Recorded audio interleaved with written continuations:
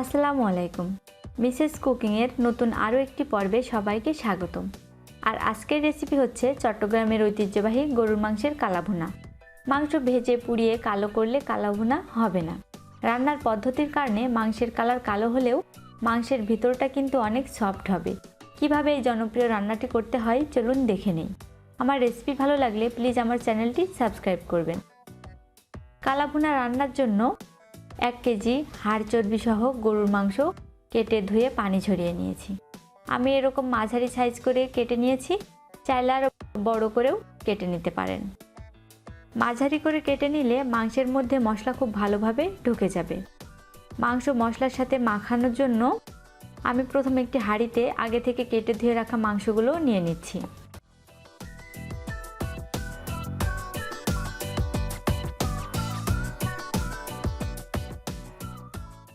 আর এর মধ্যে প্রথমে গোটা মশলা দিয়ে দিচ্ছি।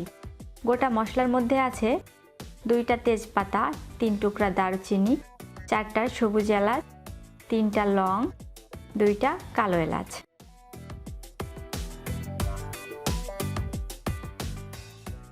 আরও দিচ্ছি হাফ কাপ পেঁয়াজ কুচি, হাফ কাপ পেঁয়াজ বেরেস্তা, 1/3 কাপ টক দই, আদা রসুন বাটা 1 টেবিল চামচ, হাফ চা চামচ কালো গোলমরিচ ক্রাশ করে দিয়ে দিচ্ছি, 1 চা চামচ হলুদ গুঁড়া, 1 চা চামচ লাল মরিচের গুঁড়া, 1 টেবিল চামচ জিরা গুঁড়া, 1 টেবিল চামচ ধনিয়া গুঁড়া, 1 চা চামচ জায়ফল জয়ত্রী গুঁড়া, স্বাদ মতো লবণ, 1 চা চামচ সয়া সস, আর দিচ্ছি 1 কাপ সরিষার তেল। আসল স্বাদ পেতে চাইলে সরিষার তেলটাই নিতে হবে। এখন মশলার সাথে মাংস খুব ভালোভাবে মাখিয়ে নিতে হবে। আমি হাত দিয়ে মাংস খুব ভালোভাবে উল্টিয়ে পাল্টিয়ে মাখিয়ে নিচ্ছি। আপনারাও চেষ্টা করবেন হাত দিয়ে মাখিয়ে নিতে, এতে করে মাংসের ভিতর মশলা খুব ভালোভাবে ঢুকে যাবে। আমি রান্নার জন্য হাঁড়িটা চুলায় বসিয়ে দিয়েছি। এখন পানি ছাড়াই ঢাকনা দিয়ে রান্না করব 1 ঘন্টা। আর এই সময় চুলার আঁচ প্রথম 5 মিনিট সর্বোচ্চ বাড়িয়ে রান্না করতে হবে এবং বাকি সময় চুলার আঁচ মাঝারি থেকে একটু কমিয়ে রান্না করতে হবে। আর এই 1 ঘন্টায় ঢাকনা উঠিয়ে মাংস মাঝে মাঝে নেড়ে চেড়ে দিতে হবে, যাতে মশলা নিচে লেগে না যায়। 1 ঘন্টা পর মাংস থেকে যে পানি বেরিয়েছিল তা প্রায় টেনে এসেছে। আর এই মাংসের পানিতেই কিন্তু মাংসগুলো অর্ধেক সিদ্ধ করে নিতে হবে। মাংসটা খুব ভালোভাবে কষিয়ে নিতে হবে। মাংস কষাতে কষাতে মাংসের পানি যখন পুরোপুরি টেনে আসবে তখন এর মধ্যে পানি যোগ করতে হবে। আর অবশ্যই এ সময় খেয়াল রাখতে হবে যাতে মাংসের মশলা পুড়ে না যায়।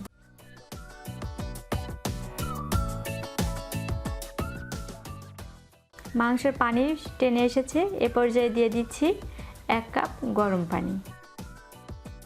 গরম পানি ব্যবহার করতে হবে, না হলে ঠান্ডা পানি দিলে কিন্তু মাংস শক্ত হয়ে যাবে।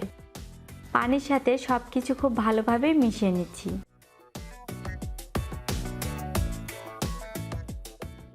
এখন চুলার আঁচ একেবারে কমিয়ে ঢাকা দিয়ে রান্না করছি 20 মিনিট। 20 মিনিট পর আমি ঢাকনা উঠিয়ে নিচ্ছি। দেখতে পাচ্ছেন মাংসটার ঝোলটা একেবারেই শুকিয়ে এসেছে। এখন এর মধ্যে বাগার দিতে হবে।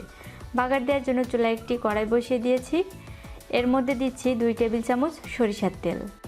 তেল গরম হলে দিচ্ছি 4 থেকে 5 কোয়া রসুন কুচি, একটা মিডিয়াম সাইজের পেঁয়াজ কুচি। এখন পেঁয়াজ রসুনগুলো সোনালি করে ভেজে নিচ্ছি।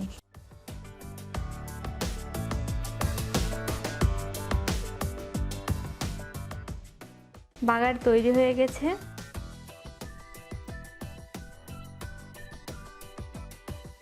এখন মাংসের মধ্যে বাগার ঢেলে দিচ্ছি।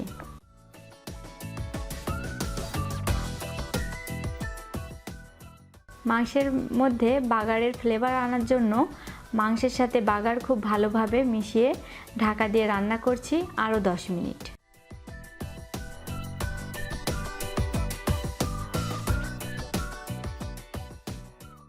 ফিরে এলাম 10 মিনিট পর।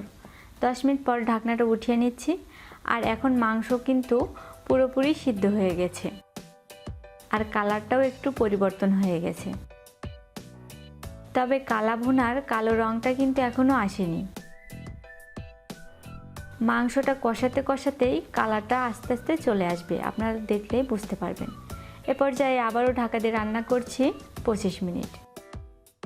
25 মিনিট পর ফিরে এলাম। পানি সম্পূর্ণই শুকিয়ে গেছে, দেখতে পাচ্ছেন।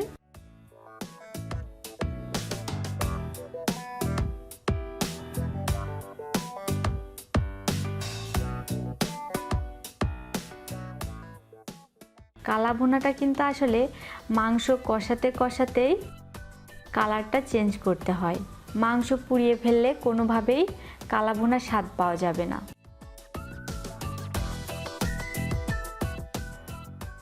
আর দেখতে পাচ্ছেন মশলা কিন্তু পুড়ে যায়নি। ঢেকে রান্না করার সময় ঢাকনা উঠিয়ে আমি কয়েকবার নেড়ে চেড়ে দিয়েছিলাম। এখন মাংস আরও কিছুক্ষণ কষিয়ে নিচ্ছি। আর দেখতে পাচ্ছেন মশলাটা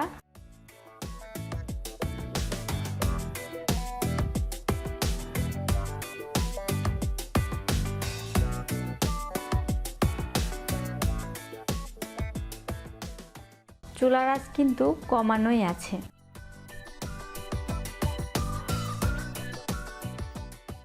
মাংস কষাতে কষাতে তেলটা উপরে উঠে এসেছে।